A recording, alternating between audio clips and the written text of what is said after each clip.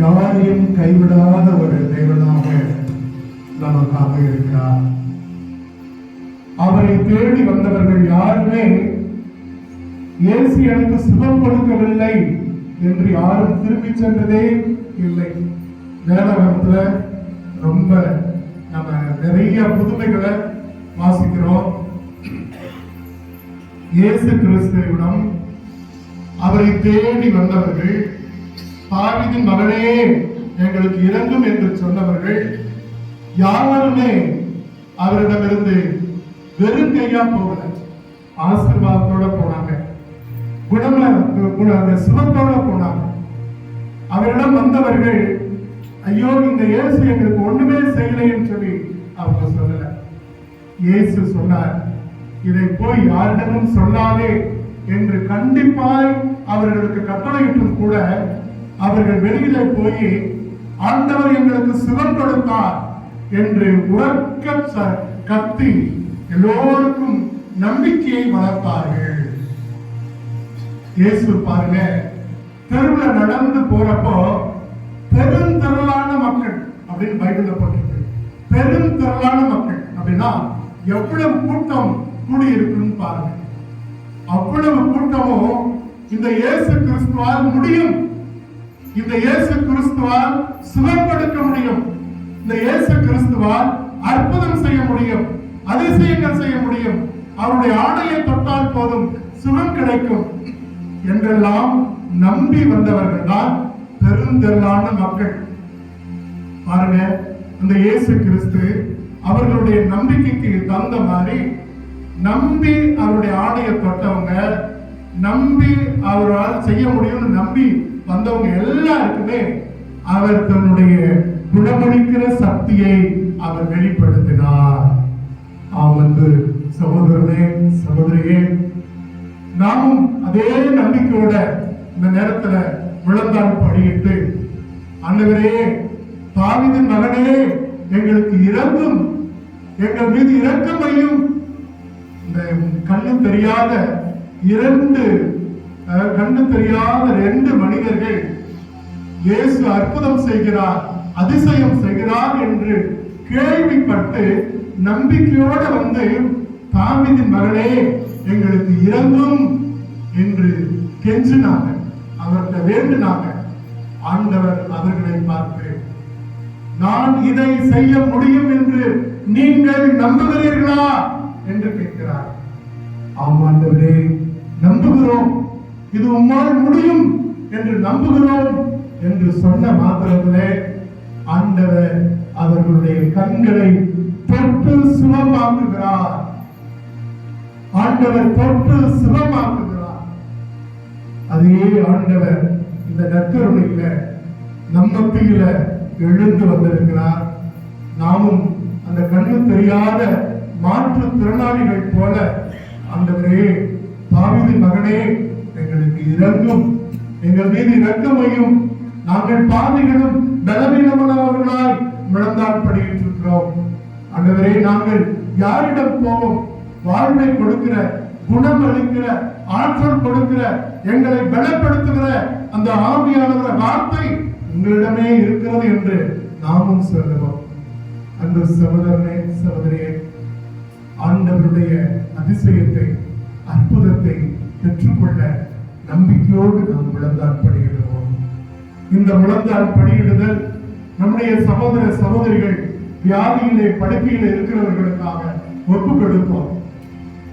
யாரெல்லாம் உங்களிடம் செபிக்க கேட்டிருக்கிறார்களோ அவர்கள் எல்லோரையும் ஆண்டவருடைய அற்புதமான இந்த பிரசன்னத்துல ஒப்பு கொடுத்து ஜெபிப்போம்.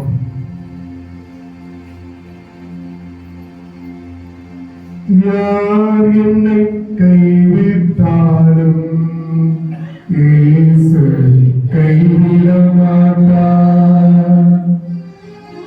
யார் என்னை கைவிட்டாலும் இயேசு கைவிட மாட்டார். கைவிட மாட்டார், கைவிட மாட்டார், கைவிடவே மாட்டார். இயேசு கைவிடவே மாட்டார். யார் என்னை கைவிட்டாலும் இயேசு கைவிட மாட்டார். தானும் அவரே, தந்தையும் அவரே, தாயும் அவரே, தந்தையும் அவரே. தாளாற்றுவார், என்னை சீராற்றுவார். தாளாற்றுவார், என்னை சீராற்றுவார். யார் என்னை கைவிட்டாலும் இயேசு கைவிட மாட்டார்.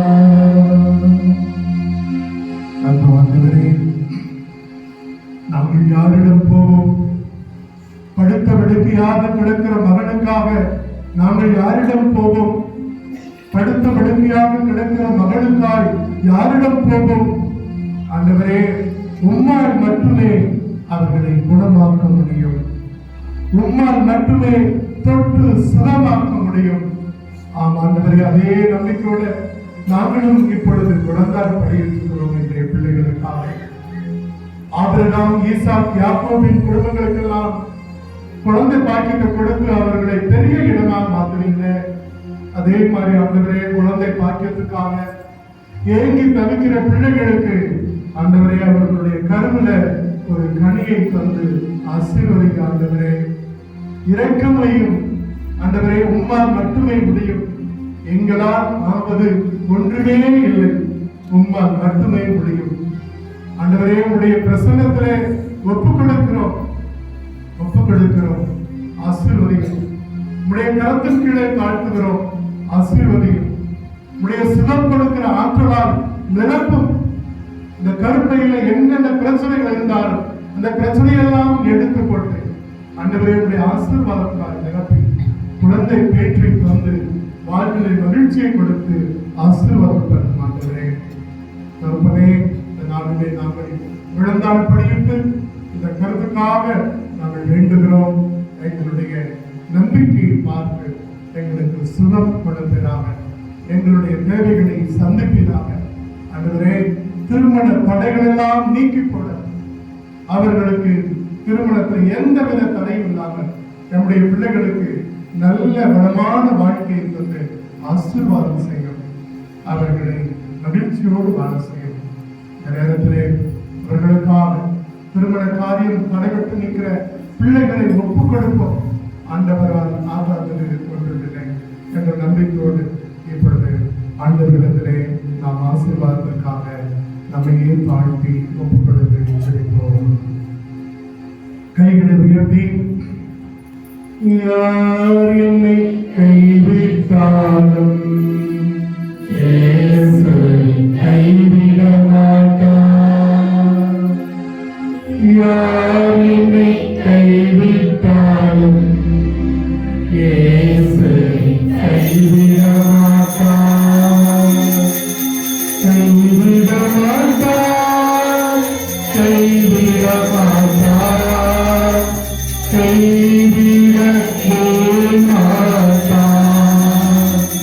இயேசு கைவிடவே மாட்டார்.